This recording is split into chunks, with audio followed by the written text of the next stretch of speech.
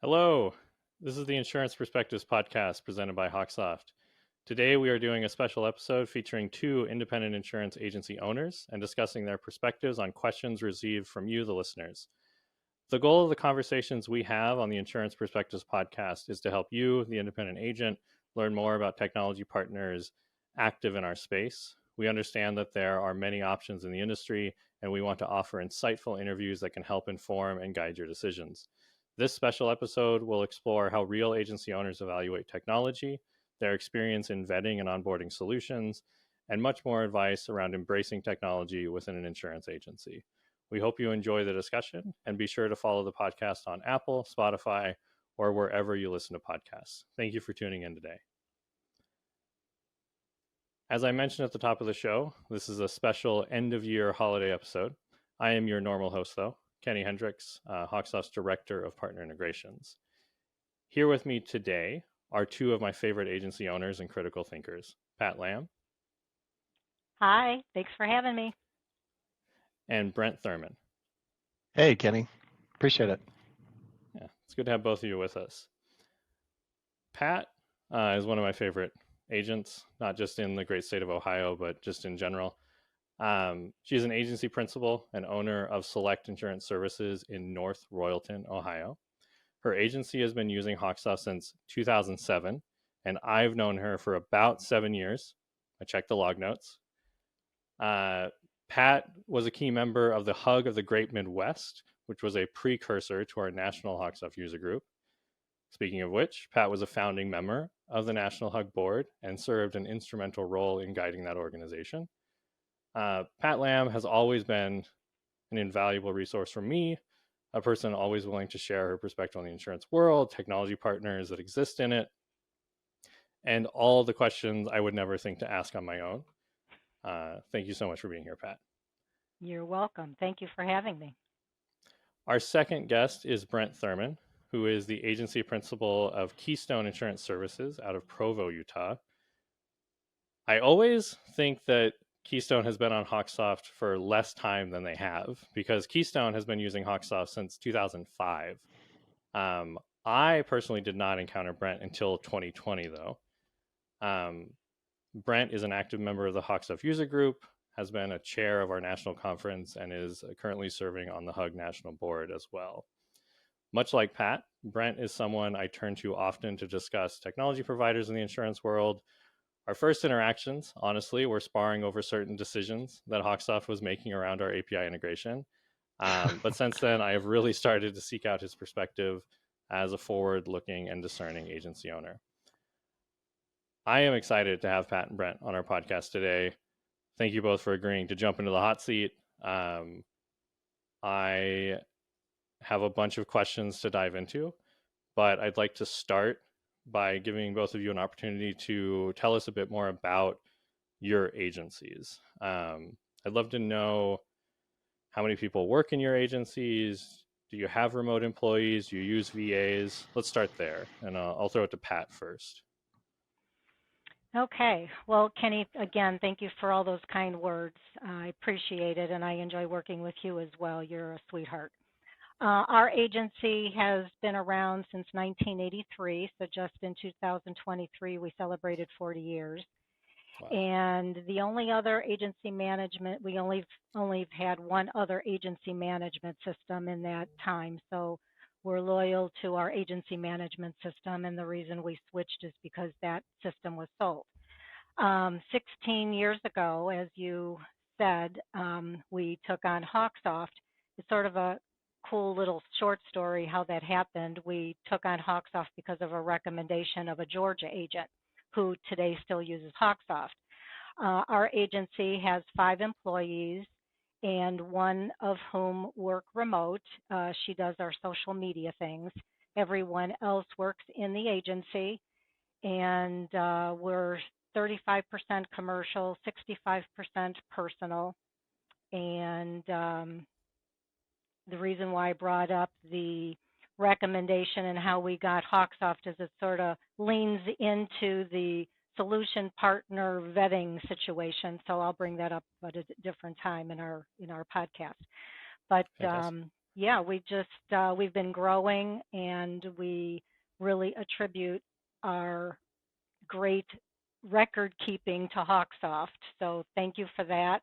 And in the 16 years we've had HawkSoft, I'm sure you all could imagine how it's grown in those 16 years. And that's something else that we'll probably address is as your technology grows, develops, how we have to be aware of that so we can make the necessary changes so we have the right result when we either use our own system or we rely on a partner. Fantastic. Thank you. Congratulations on the 40 years. I know you both fairly well, so I didn't have to do this too extensively, but I always LinkedIn stalk our guests. And when I saw that, I was like, wow, that's amazing. Brent, kind of throwing it to you, I'd love to know, composition of your agency, how many employees, breakdown of commercial, personal, all that fun stuff, so the audience can know from where you speak. Sure. Yeah, I'd be happy to. And Pat, I heard Kenny say we're two, I think you said favorite agents. I don't know if does that deserve like a special badge that we can get or something? Because coming from you, that's pretty incredible. But no, I really appreciate it. It's good to be in both your company and everything that you guys do each day, and things I've learned from both of you. My roots for insurance started back in California, which is where I grew up in the Mojave Desert in Apple Valley, California. And my dad in the late 70s decided to get into insurance, and I guess mid 70s to late 70s. But in 81, he had an opportunity to open a really small, humble office in a town called Victorville, California. And I remember him telling the story that it was his dream to be able to have $1 million in written premium and one secretary. That was like, I just want to be able to provide. I want to have, a foundation. And so you fast forward when he retired over 25 years later, and he had, multiple locations and somewhere close to 20 employees. Obviously, it exceeded his expectations, and he's done a phenomenal job at, I feel like, leading that area there, but our family and each one of us. So I have two brothers that are also involved in insurance and have their own agencies, one in Winnemucca, Nevada, and Carl, my brother, who's taken over what was my dad's agency out of California and some in Utah. So it's been a fun ride. When we had started in 03, it wasn't scratch, but it was near scratch agency in Utah here. And so it's been a good process for us to see the different challenges. I mean, we were double truck yellow page ads to what we have today. It's been, a different ride from even handwritten applications back then. But we do have 5 virtual assistants, all in El Salvador. We call them our Keystone office in El Salvador. And we have a team of 15 folks over 2 locations. The locations are mainly for commuting convenience more than anything. And, COVID obviously changed a lot of things. There were some people that just totally sold their office locations and went 100% remote. We kind of doubled down and purchased an office building and spread out a little bit. So I love the in-person environment. And mix of business, we're 93 personal and about 7% commercial. So we're one of the crazy ones that's heavy in personal lines. Yeah. Wow. That is not something I knew about your business. I'm trying to think about the best way to start this because we have a lot of great questions about picking technology vendors, but I think we need to start kind of with like a scenario, just to get some initial thoughts out there for listeners. Because what we're really going to focus this conversation around is like, how do you pick a technology partner? That's really the purpose of this podcast, is helping people fill in their understanding of partners that HawkSoft has.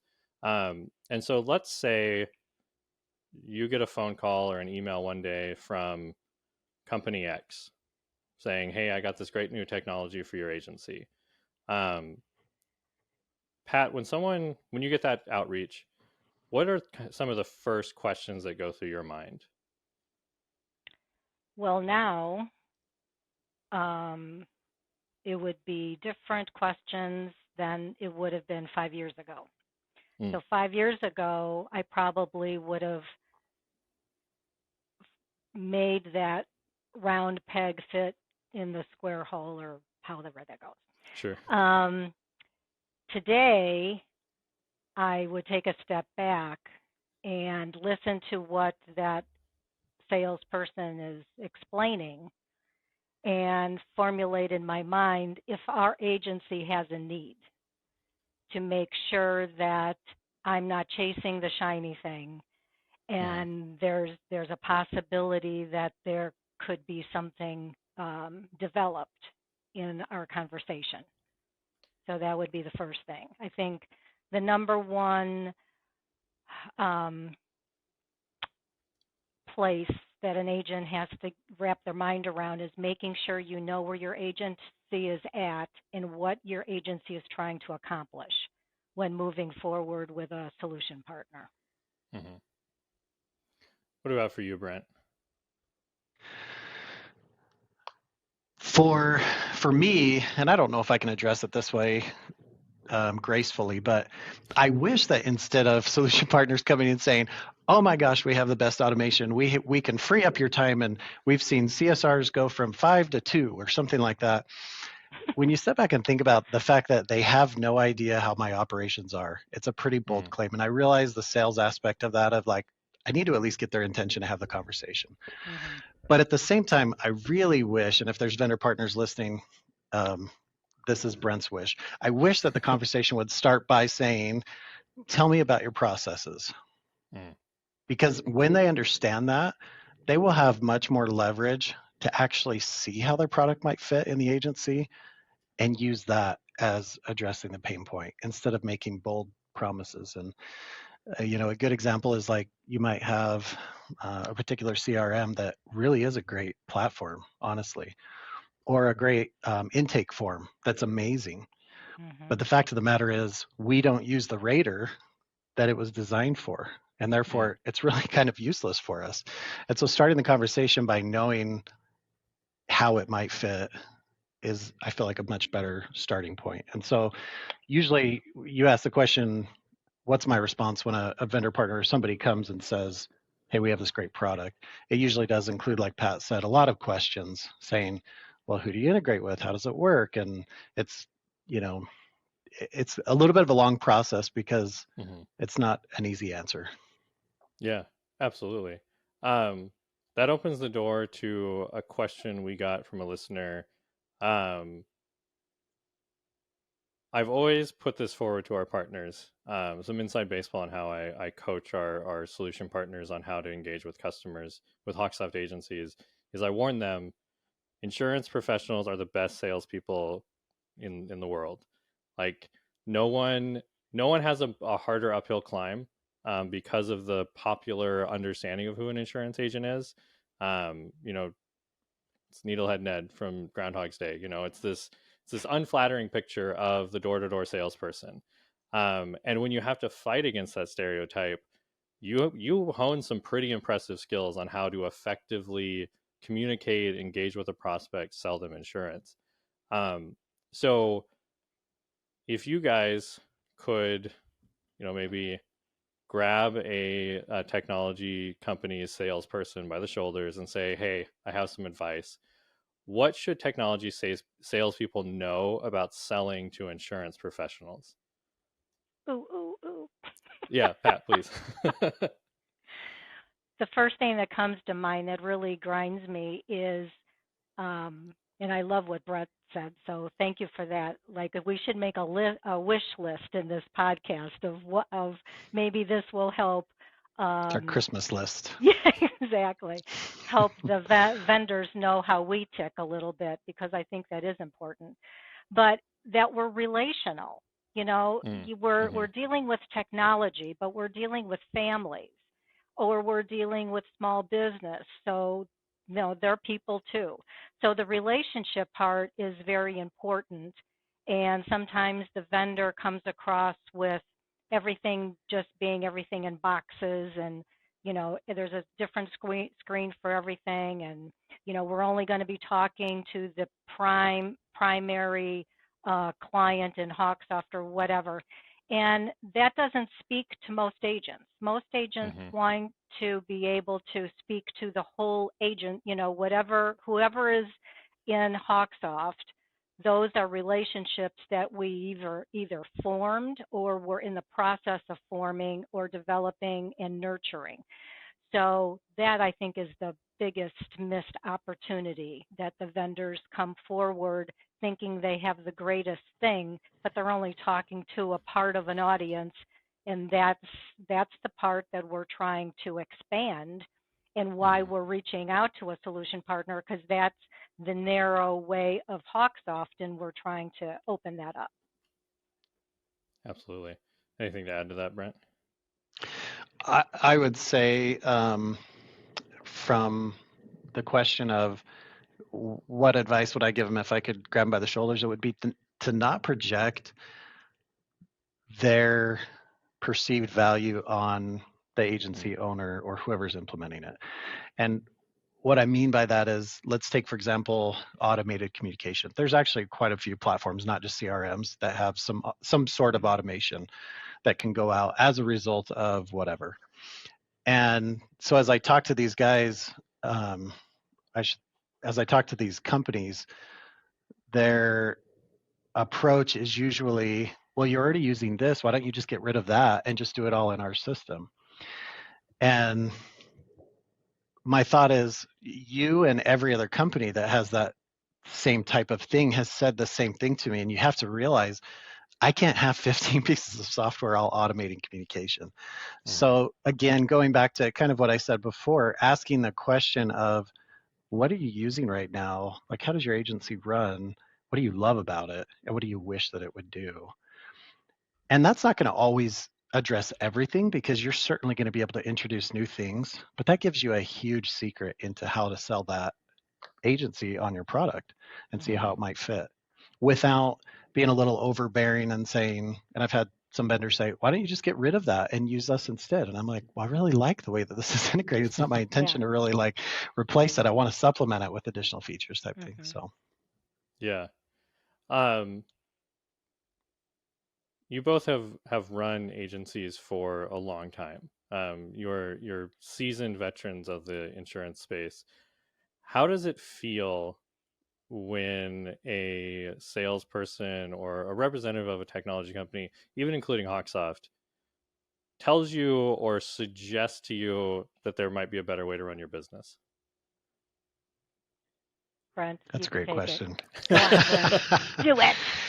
Actually, I've had great result. I was on the phone yesterday with 3 new vendors because we're kind of rethinking a lot of our processes and how it fits together and how we could maybe formulate it a little bit better, which I think we should all be doing all the time. It doesn't mean that we have to actually make those changes, but I think going through the process of that is important all the time. So I've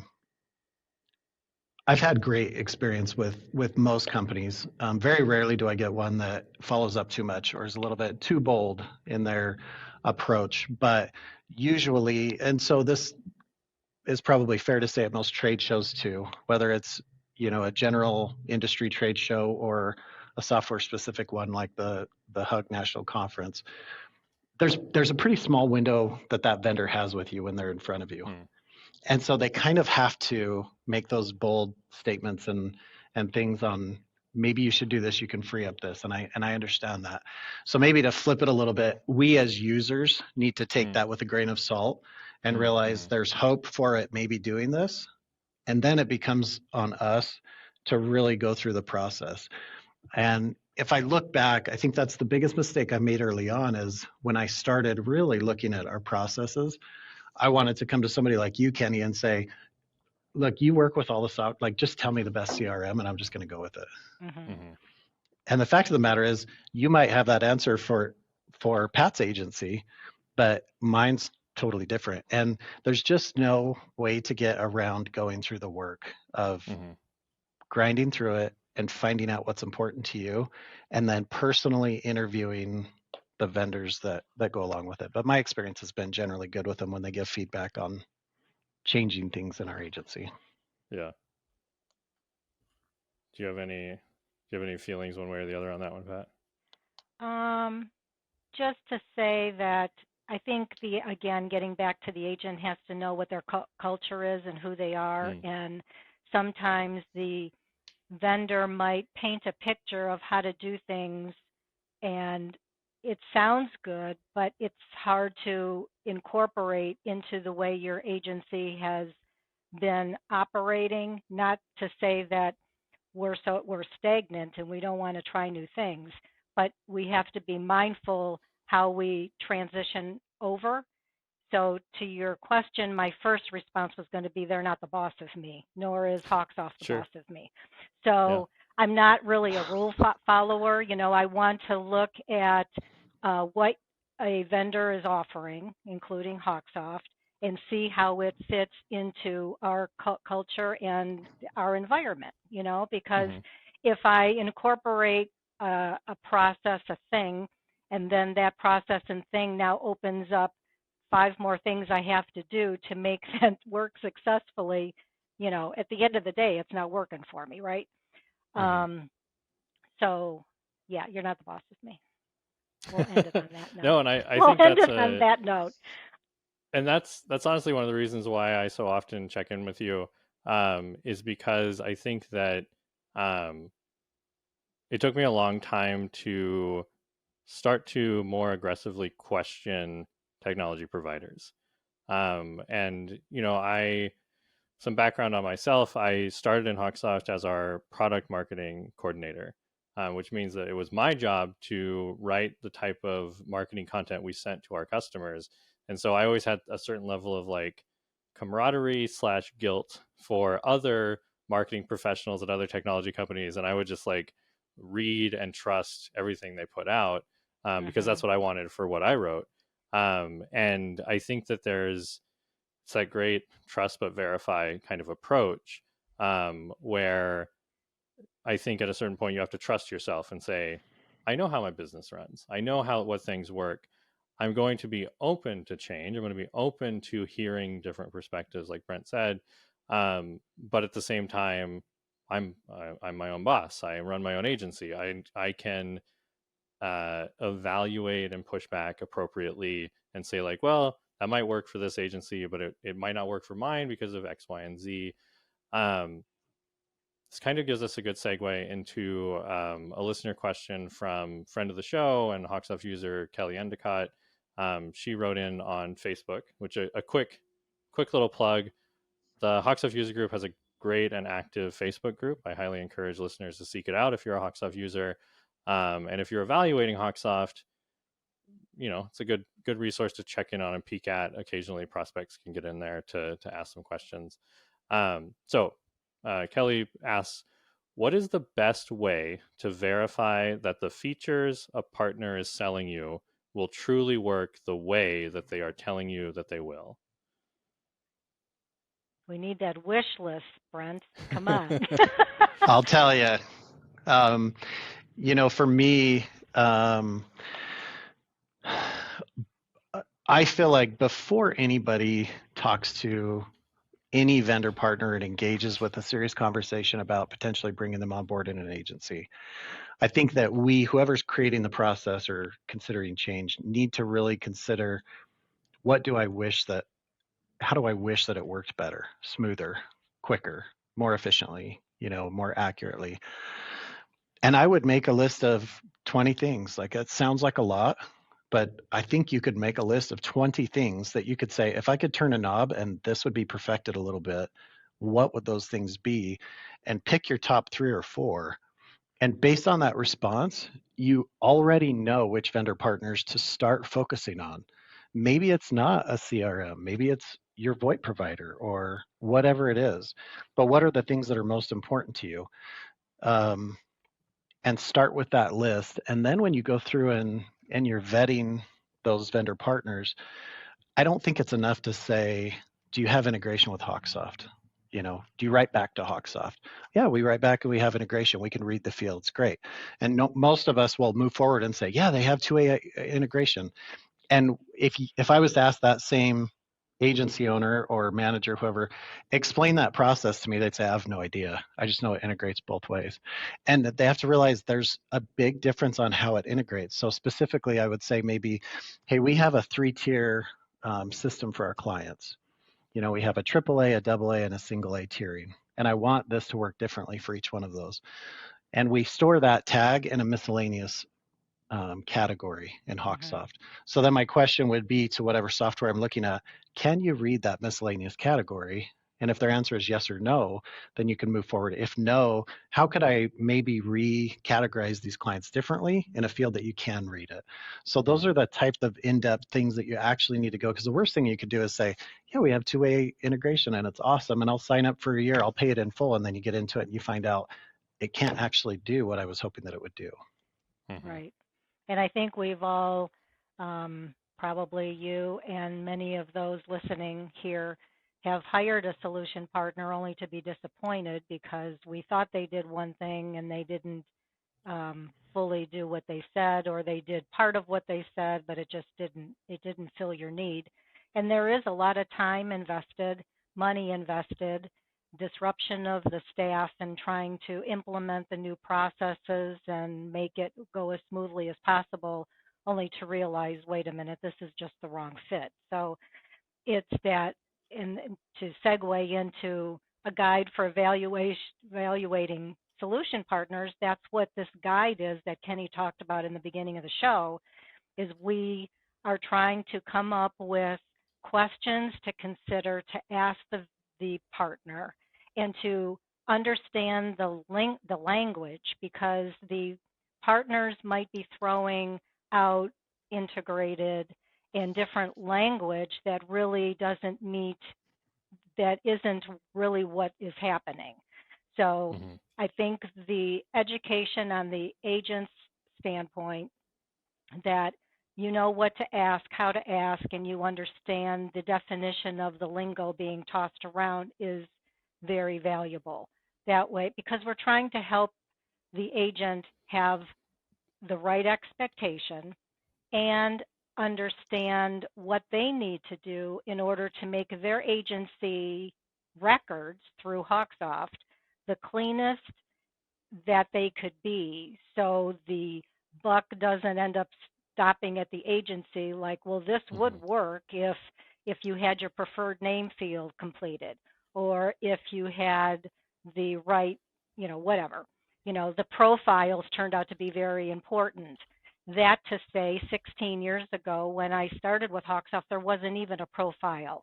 So for those agents that have had HawkSoft a long time and didn't have the access to the profile, you might not have taken that those fields seriously.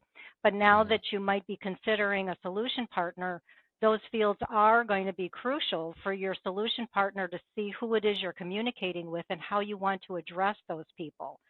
So we have to take responsibility for the data we're sharing through the pipeline, and then the partner has to take responsibility to how they're selling themselves. Absolutely. And I'll speak even more to the, I had to pull it up because the title, every time Pat and I worked on this, the title got slightly longer. An agent's guide for evaluating solution partners, which was a kind of the genesis of it was a poolside conversation that Pat and I had after a Hug National Conference. Literally, we were talking at about, the swimming pool. It was a poolside. And I think we weren't drinking. No, we were probably both hiding and exhausted after 3 long days of conference. Good days, but you're tired at the end. And we started talking about, man, it's hard. Like, I think I've told this story before on the podcast or given this perspective, but let's not take recent history as an refutal of this point, but generally speaking, the insurance industry is rather resilient to a bad economic cycle or change, just like recessions in the economy. Insurance is a fairly stable industry, And I think my personal opinion, and this is Kenny Hendricks, not HawkSoft, my personal opinion is that technology companies often take advantage of that fact, that insurance as a business will always have money for the monthly fees or the annual fees or what have you. And I've felt for a very long time that the best thing that I can do as someone who engages with technology partners and engages with agency professionals is push consumer advocacy. And so Pat and I were, I think this was Orlando Hug, poolside, talking about this issue, this big issue of like companies promising one thing and not delivering, or the shiny objects that are, there's a lot there at that point. VC money has kind of dried up a bit, but there was a lot of money pouring into insurance technology. And so we came up with, we should write a guide. We should give guidance to agencies, what questions they should ask. And so we have, Pat and I, about a year ago, put together a white paper that we've polished up to a certain extent. And it is available. It'll be in the show notes. And then more than that, we're working towards, with a larger group of individuals, which includes Brent, we're working towards a workbook that is a little bit more action oriented, less philosophy, more in the trenches action. And so that will eventually be available as well. And we hope you guys will use it. You know, we're not doing absolutely. it for our because we have nothing but better to do. We'd rather be at the pool having a little sip on a cocktail than talking about solution partners, right? But Brent said something earlier. I just want to add to the Facebook, you know, because he said something about Facebook. Be mindful when you are considering a solution partner and you just throw out a name, you know, I'm looking for a VoIP system, and what do you think of blah, blah, blah company? You know, then you get, you know, 20 hits with, I love them, I hate them, I love them, I hate them. You know, it's just, Facebook is great, but I think we should just be mindful to answer a little bit more specific, like, you know, so then, you know, because a VoIP provider for me might not, you know, somebody might like it, somebody might not like it, but maybe give a specific as to why it's not meeting your need, instead of just throwing out a general, you know, slam about them, or yay, they're the greatest thing. Because, you know, because I've looked at some that other agents are very happy with a company, and it just doesn't hit the note for me. So just be specific is all I'm throwing out there. Yeah. I sometimes think about Facebook comments the same way I think about Better Business Bureau comments. Like, nobody goes on Better Business Bureau and says, hey, I'm just checking in, everything's great, you know, business as usual. People go on BBB because they want to trash a company because they were really ticked off and they want to like voice, they want to be heard, right? Or Google reviews to that point. And it's probably not fair to say that, you know, Facebook is exactly like that, but I'm just saying it's important to take all comments with a grain of salt, because there's a lot more to the backstory. But at the very least, I think what it is good for is to say, this company is available. Even if you hear a negative comment, you can write it down and say, I should probably look into that to see what, you know, or if it's a negative comment, you say, I need to verify that. Kind of like you said, Kenny, trust but verify. I think it's the same thing with our Facebook groups that we're a part of. We should never take it for face value. Yeah. And I love that advice and that request, or that call to action, Pat, that you gave. Like, it's kind of the bare minimum to say, you know, someone takes the time and says, hey, I'm evaluating these things. What do people think about this? It might feel helpful in the moment to say like, oh, I love them, but go take it the next step. I love them because they're great, because I had a bad experience, because give that explanation and contextualize it, because you know, it might be that a deal breaker for one agency isn't a big issue for another. You know, some people who are very hands-on and like to get into the nitty-gritty of how things work might not see it as a negative if something isn't ready-made out of the box. They might feel like, ooh, I love that. That'll give me some fulfillment in using a tool. Or someone might be extremely busy, and the tinkerer might say, hey, I love this product, and then an agent who is way too busy to be hands-on in implementing a solution might be like, this is the worst thing ever, I don't want to deal with this. My next question for both of you is, what is the hardest lesson you've had to learn about picking technology for your agency? You want me to go, Pat? Sure. I'm thinking. So I think we all learn from mistakes, and usually the more painful the mistake, the better we remember it for a longer period of time. That's true. And this wasn't particularly painful, but it was certainly a lesson that I had learned. And there's a lot of times we go to, whether it's a conference or a Facebook group or whatever, and we get this whole slew of stuff, and this is going to solve all my problems.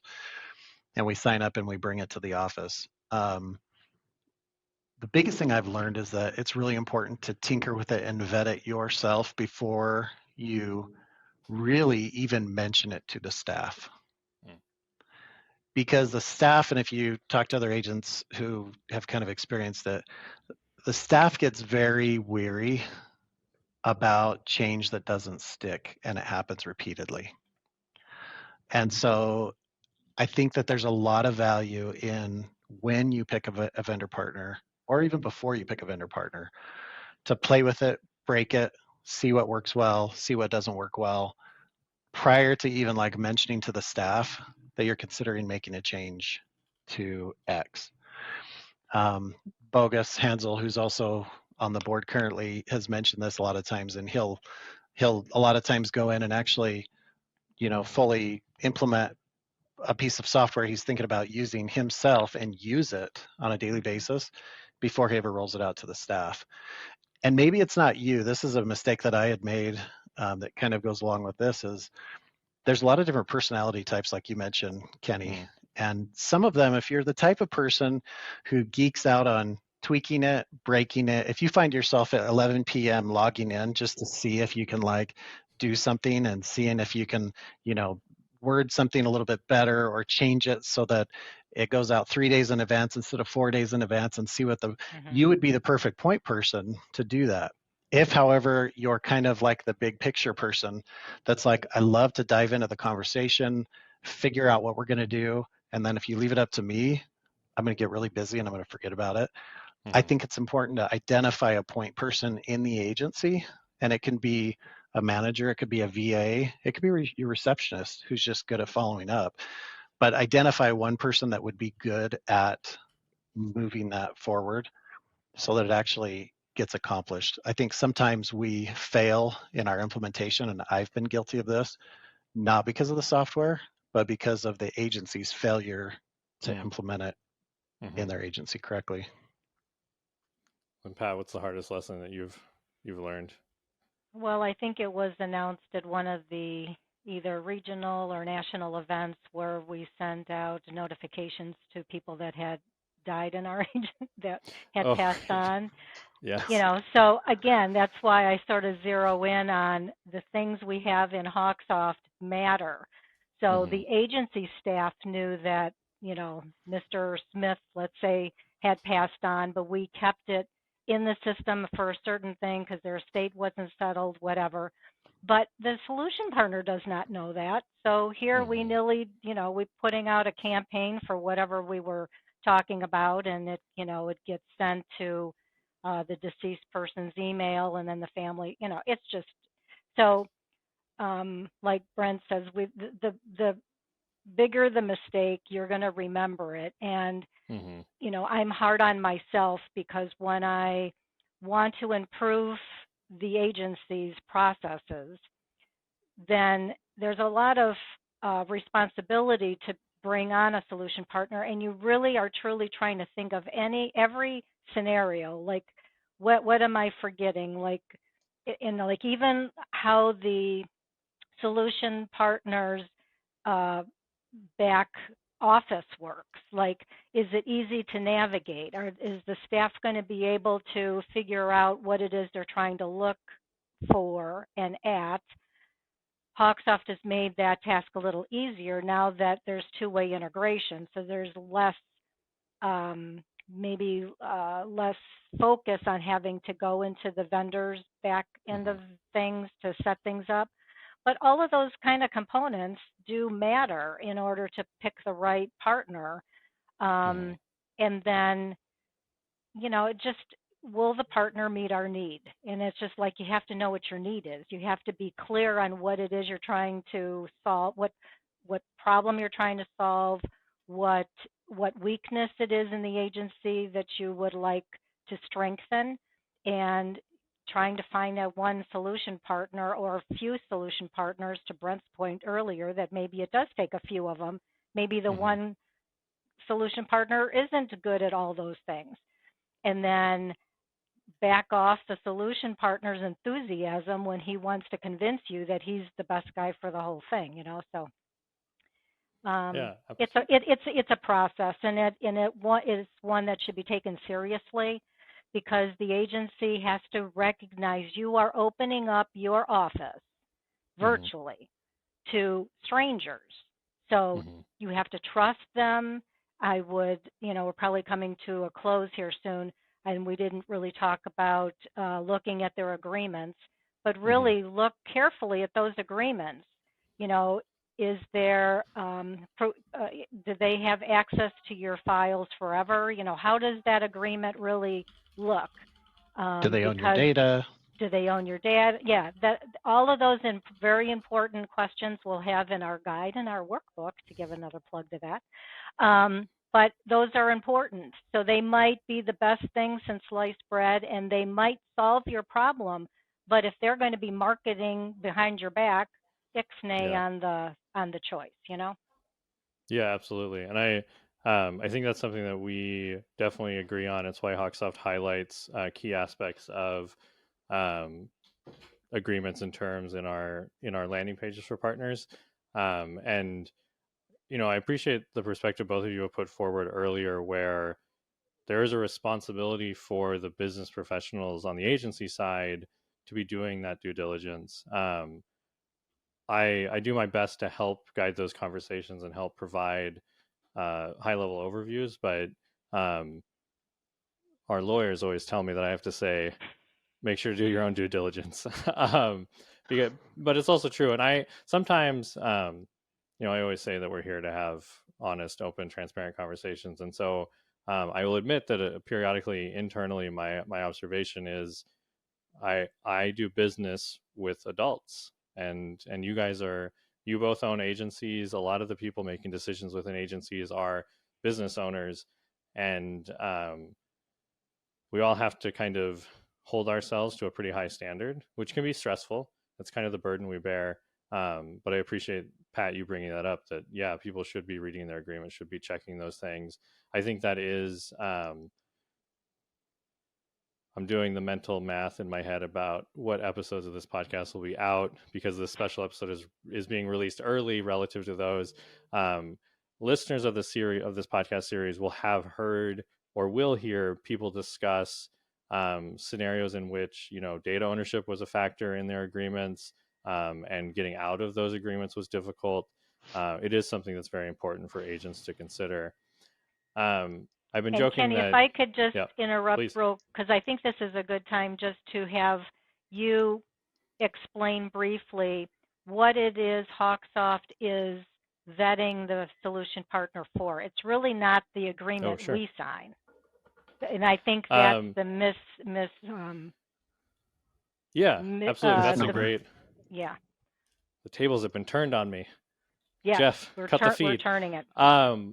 So with Hawk, this is actually a great, Bogus's question might end up on the chopping room floor, but I appreciate that question. What does HawkSoft vet when we evaluate agreements that our partners have? So what I always read, and I am not an attorney, as one of our partners very passionately pointed out to me one time.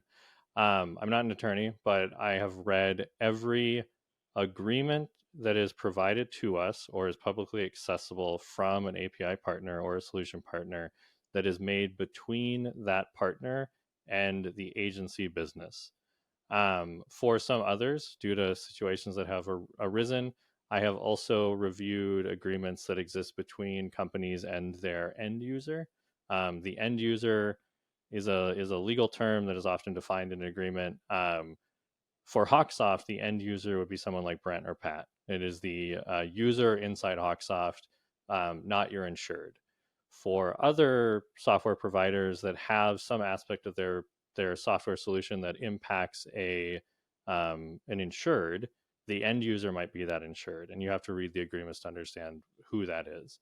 And so we read those, and HawkSoft's position in our master agreement is that an agency owns their data. It's item 8.6. You can look it up.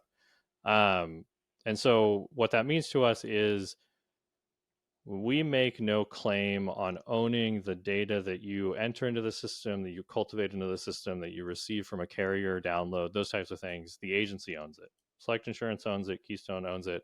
HawkSoft is a steward of that data, but 30 days notice, you can leave us, you can take it with you. We look for that general concept to be codified in an agreement, so that what that means is if you terminate the use of a partner, they do not retain your agency data. And that's kind of the litmus test we look for, whether or not they align with us or not on that. Whether they align with us on that or not, and how important that is a factor for an agency to determine. So if an agency is making a decision and saying, I've read these terms, I understand that if I leave this company, they retain a list of my customers or they retain some amount of data. From a business standpoint, from an objective business standpoint, that's fine. From a personal standpoint, it's not my favorite thing. I don't know why it exists sometimes, except for America is an extremely litigious country. We like to sue each other. It's a national pastime in line with baseball and football. So sometimes lawyers are like, we got to have this in place. And sometimes it's really boilerplate. I asked my boss, Rishang Shah, our chief marketing officer, once, like, HawkSoft send me to law school? Because I read enough of these agreements. It's a very complex answer to say, like, we do our best to offer some level of guidance and convey within line with HawkSoft's culture and our perspective on how things should be. Does this partner match or not? Very rarely have we said no to a partner. Generally, we have to say no because they're a direct competitor, they're a management system, or they don't pass the kind of gut check that we do, where it's just like, these guys don't feel right.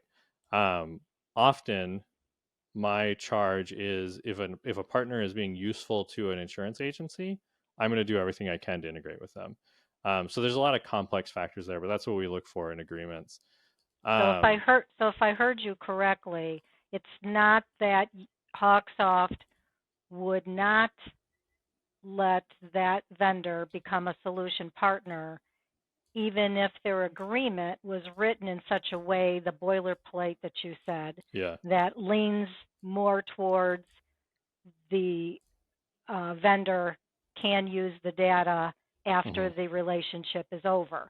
So that's what the agents need to understand, is just because HawkSoft has them as a solution partner, don't get complacent in doing your own vetting and reading those agreements, because it's your agency you are exposing, or, it's your intellectual property. This is the most important, valuable thing we have, is our intellectual property. So don't nilly-willy look at HawkSoft like they're good, they were vetted by HawkSoft. Because what Kenny's telling us is he's vetting it for different reasons. He's looking at the whole picture kind of thing, and we have to zero in on protecting our agencies. Yes, and understanding what matters to you as a business. Because there's everything, we work in insurance, everything has a risk versus reward kind of calculation. And so that's part of it. Like, does this tool make me, you know, more successful enough or be able to provide a better service to my insureds or my clients, and it is worth this potential risk. What I will say is that while it is not a factor of like who we would do business with, if we were to ever discover the malicious use of data or what we would consider inappropriate resale of data, we would not do business with a company like that. That's kind of one of those things where it's one of those lines that we get to draw. Yeah, it's a very, yeah. Brent, you have a... I think HawkSoft, I mean, that's like the root of HawkSoft. It's the foundational piece of HawkSoft. And what you're saying without saying it is we really, really, really look after our customers, which are us in the agency force and the agents. You're also very, very good about looking to your partners. And we get comments back all the time about how they love working with HawkSoft because you're genuinely interested in finding good solutions for agents. If I'm stepping back and picturing myself being a new user that hasn't implemented much automation or technology, and I was listening to this, my concern is that it would sound really daunting and like there's too much to consider. I don't know if I can do it. And so I do want to say for just a minute, it's true that there's no silver bullet. Like a contractor can't buy 50 hammers and throw them out on the construction site and have those hammers just automatically build the house. Just like we can't buy a piece of software and implement it and it just like works and makes our life, better right away. But I will say this, if an agency right now today is not texting their clients, they're really missing out. If they're not doing drip campaigns, they're really, really missing out. Not even just from a workload standpoint, but a retention standpoint. Text messages have a 90% open and read rate. That's pretty incredible because email, I think, is next. And it has, if it's somewhere in the 40% open rate, it's pretty impressive. So when you're talking about reaching out to your customers, like these are tools that if you're not using, you're really missing the boat. And so don't be afraid to dive into this. But I think it's also important to realize we shouldn't go into this also thinking that there's just going to be a magic solution. In fact, if you're lucky, you'll find the right solution the first time. But more than likely, you're going to implement something and then figure out maybe I need to tweak it or maybe I need to find a different solution because I wasn't aware of these things. And it's a process that is worth the work. Yeah. And I was lucky to find HawkSoft being the first in Ohio when the Dickerson agency in Georgia, Jerry himself, spoke so highly of HawkSoft, to get back to my intro, that's what turned me on to HawkSoft. So we did find that perfect solution by somebody's recommendation. So it can happen. It's very unlikely, but we found it. Yeah. Well, we're grateful for that. And I would say that I think that is one of the best things about the relationship-driven nature of the insurance industry is you're not alone. And, Pat and Brent both agreed immediately to be on this podcast when I pitched it to them. And they've both volunteered countless hours of their spare time, which is very slim, to helping other agents, helping HawkSoft understand technology better, helping us understand insurance agencies better. Would you both have time for one more question? Sure. Excellent. And I was joking with Jeff, our podcast producer, that I wanted this episode to be the length of time it requires to like drive to or drive home from grandma's house for the holidays. And for me, I'll just say all the that's kids about, in the back seat's yeah. going to love to hear this, I'm sure. And it'll knock them out. But what I'll say is that for me, that drive is an hour. So we have a little bit more time. So I wanted to fit this question in because it came from a listener. And Brent, you mentioned him earlier, Bogus Hansel of Illinois, a HUG board member and an active participant in the Facebook group. He asked this question. I think this is important because you both touched on it a little, but maybe this is a good one to end on. how much decision-making authority do you grant your team in shaping and aligning software choices with the business, both in pre-selection and rollout? So how do you? I know your agencies are different sizes, but um, how do you involve the rest of your agencies in picking a partner and keeping them around? For me, I guess the cop-out answer was every agency is different. But it really does depend. And I'm going to give an honest answer here in just a second. But I do want to say there is no one answer simply because some agencies have commission-only agents that are outside. Some have sub-agents that run their own agencies. Certainly, you're going to involve those people because they're going to be running it or using it potentially as well. So there's certainly like key members. But I will say from a staff enrollment, there is a lot of value in selling this to your staff as opposed to dictating it that now you're going to do XYZ. And so when we've talked about a tool before with the staff, usually in a staff meeting, it's usually we've seen this pain point and I think I found a solution that could help. Here's what it looks like, and then here would be the result. And then I'll ask them and have asked them before, what road bumps do you think that we're going to encounter if we do this? So you don't want to give away your authority as the decision maker. That's the one thing you don't want to do. Because the one thing you don't want the rogue person that has a really strong personality or loud voice to basically make the decision and get the rest of the staff on board. So in that question, you're not giving up your authority. What you're saying is, I want to know if I'm thinking straight in this solution, and do you think we need to tweak it a little bit before we implement it? And it's a good way to let them think through the daily process of how it affects them, or maybe problems that you hadn't considered that we really need to decide on before we move forward with it. Excellent. And then Pat, how about for yourself? Yeah, I would agree with Brent. I think that really is good advice no matter what the size of the agency. Because our size is smaller, I'm very much a working part of the agency.